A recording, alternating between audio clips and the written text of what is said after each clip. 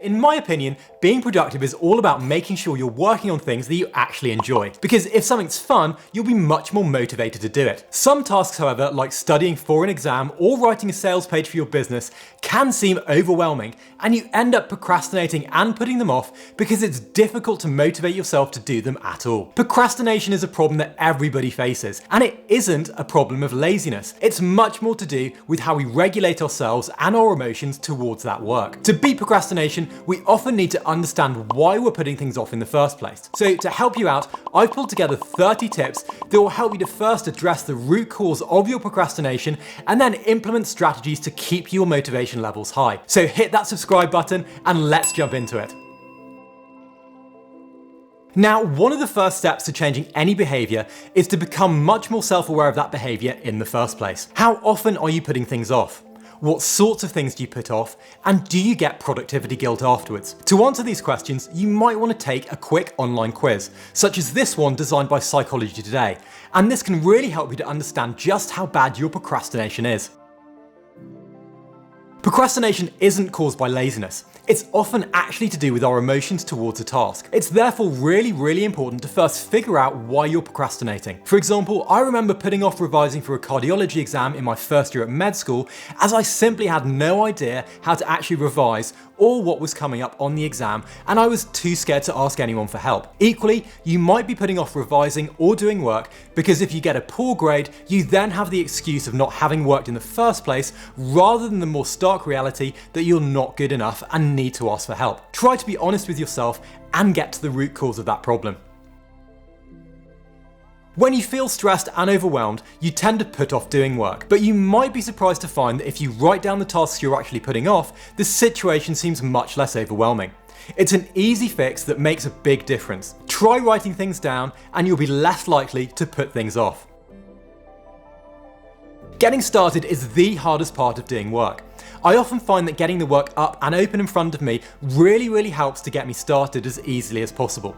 Switching on your laptop, getting your books out, or opening an Excel document doesn't take that much willpower. But once the work is open and in front of you, you'll be much closer to being able to start working and getting it done. One of the biggest problems we face when trying to get work done is just feeling overwhelmed with the sheer size and volume of a task, and therefore we procrastinate. For example, uploading and publishing a YouTube video can seem enormous, but you can break it down into much simpler and smaller steps. Planning what you're going to say, setting up your camera, recording sections of the video, editing them, and then uploading. If you focus on just one step at a time, this way you won't need to motivate yourself to do the whole thing in one go, which can be quite off-putting. This is an important technique to use if you want to study smart and get that work done. Now, when I break work up into smaller steps, another great tip to beat procrastination is to then assign deadlines for each step individually. For example, if I'm uploading a YouTube video, I'll map out all my videos in Notion and assign dates when they'll be researched, planned, recorded, edited, and then published. Assigning specific dates creates a sense of urgency, which makes it much more likely that you'll keep to the deadlines. And if you have a team, like I do, it can also help to add social accountability, as you don't want to let the team down by missing a deadline.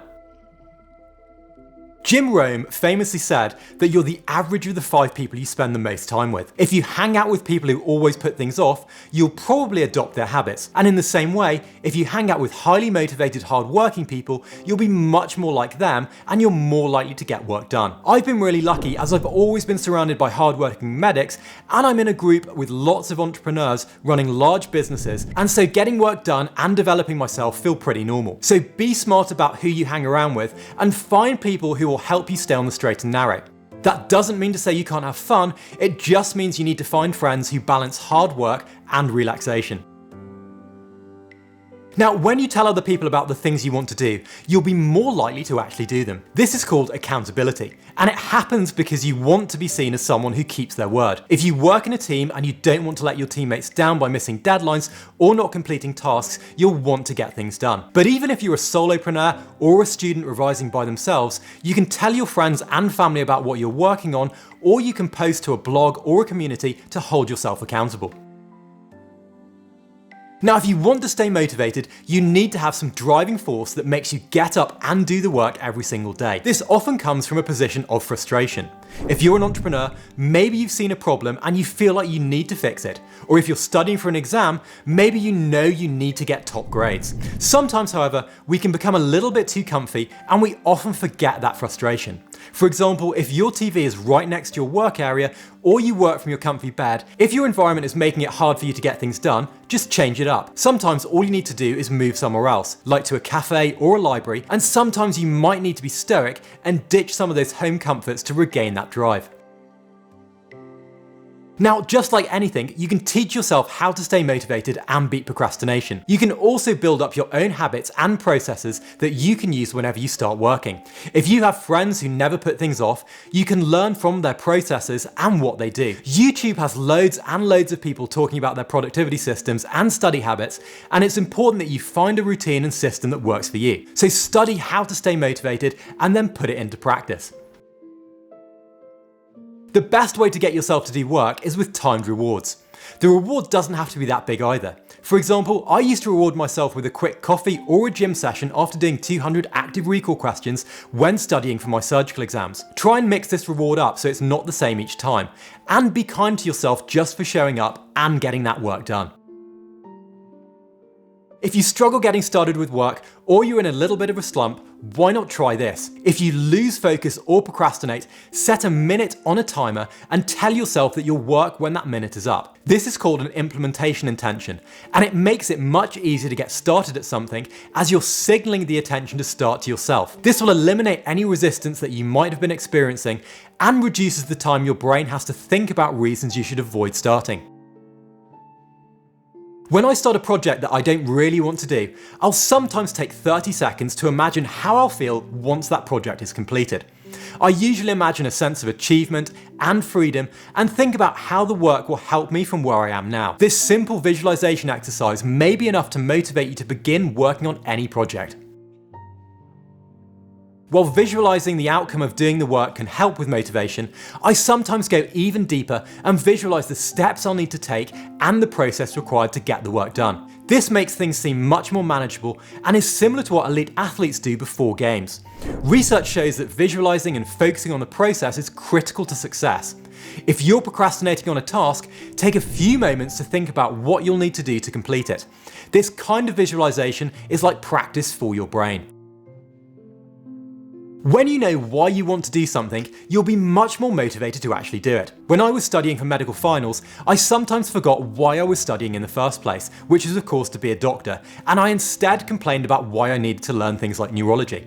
At the start of every day, I try to think about the main project I'm going to be attacking and think about why I'm doing it and why it's moving me forward. This will help you to focus and stay motivated.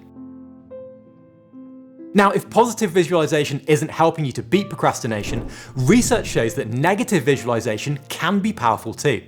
If you consider the consequences of not doing something, this can hold leverage over yourself to then get it done. When I was at med school, I knew that failing an exam would mean my family and friends would be disappointed and other people would know I'd failed, so it kind of spurred me on to study even if I didn't want to. If it's not an exam, consider what putting work off would mean. Maybe not reading that personal development book will mean you won't grow, or not launching that business idea you've been thinking about means that you'll stay in the same financial situation you are now for the next 6 months. Most people choose to do the easiest task first, rather than work on the hardest. The problem here is that this leaves the biggest challenge till the end, and this can cause you to put it off. If you're bad at something or you don't find it interesting, try and get this thing out of the way first by attacking it head on. Brian Tracy says eat that frog, and by this he means that you should always get your most difficult task out of the way at the start of your day. When studying for things like exams, you'll get the most benefit from spending longer working on topics that you're worst at, but most people just put those off to the end or don't do them at all. Once you've got that hard topic or task out of the way, you'll feel a huge amount of accomplishment, which will push you on and help you to finish the rest of the work. The Pomodoro technique suggests working in timed blocks and then taking a 5-minute break. Now, I'm not a huge fan of this method, as I can often get into a flow state and then end up working happily for hours and hours. For me, what I'll do is I'll block out a few hours to work on a project and then schedule in a break. This does a couple of things. Firstly, it gives me a deadline to start, and then it forces me to take breaks and stop so that I feel energized and motivated later on in the day. Now, have you ever gotten into a flow state where you're working effectively and then suddenly your phone goes off and you can't get back into that flow of work? Distractions and notifications are your worst enemy when trying to get stuff done. I'll make sure I have all my apps muted and I'll put my phone in a completely different room so there's zero temptation to check emails or social media. I'll also switch on some music in the background to block out any noise. If you're working in an environment that causes distractions, try heading to the library or anywhere that's distraction free. Now, at the start of each day, one thing that I will do is always write down 1 or 2 most important tasks that I want to get done. This will help you to prioritize your tasks in turn. As Josh Kaufman explains, a most important task, or MIT, is a critical task that will help you to get significant results down the road. Now, not every task is important in the same way. And that's why it's important to know what your MITs are so that you can do them as early in the day as possible when you're feeling energized. In my diary, I'll usually set my main goal and then have 1 or 2 subtasks that will move that goal forward. I'll aim to get those done, and anything else I get done in that day is then a bonus. When I was at medical school, I'd spend ages and ages writing essay assignments. I wanted each essay to be absolutely perfect. The problem was that they never could be, and there was no reward for a perfect essay anyway, just a pass grade. I soon realised that what I considered to be my quicker and more average work was more than good enough for the assignment. More importantly, my quick essays took half the time to write as I wasn't over-analysing and trying to perfect them. This meant my grades were as good, but I got a load of my time back. Perfectionism is the biggest obstacle to getting things done, as you can put off finishing or even starting problems until everything seems perfect. Just remember, your good enough is probably way better than you think, and it's the reps and quantity of work that you do when you start something that help you to improve and make progress, not getting them perfect. Now, people who are disorganised will often procrastinate because they don't have all the required information to get started.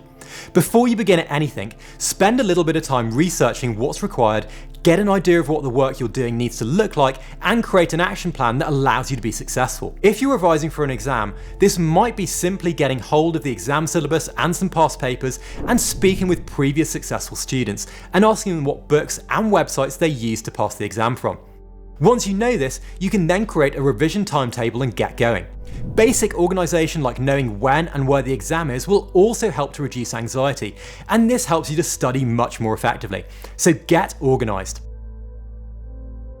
In psychology, language and how we talk about things can have a huge impact on our behaviour. For example, if you say things like, "I have to go to work," it kind of infers it's against your will and it's a real negative thing, which then you obviously don't want to do and you'll try and put off.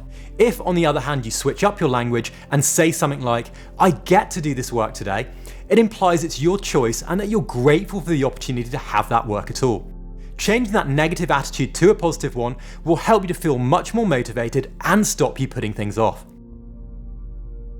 Researchers at Princeton University Neuroscience Institute found that our brains are able to process information much more effectively in an uncluttered environment. Clutter can be demotivating. It also causes stress, which is often at the root of procrastination.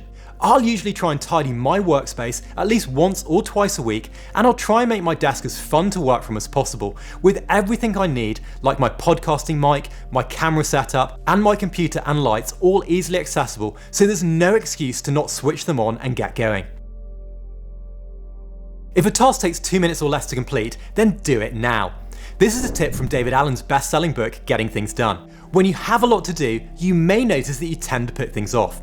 You can avoid this by taking care of the small but important tasks as soon as you have any time. For me, anything that takes less than a few minutes, I'll try and get done as soon as possible. This might include replying to some quick emails, messaging my team in Slack or Discord, or writing a quick tweet.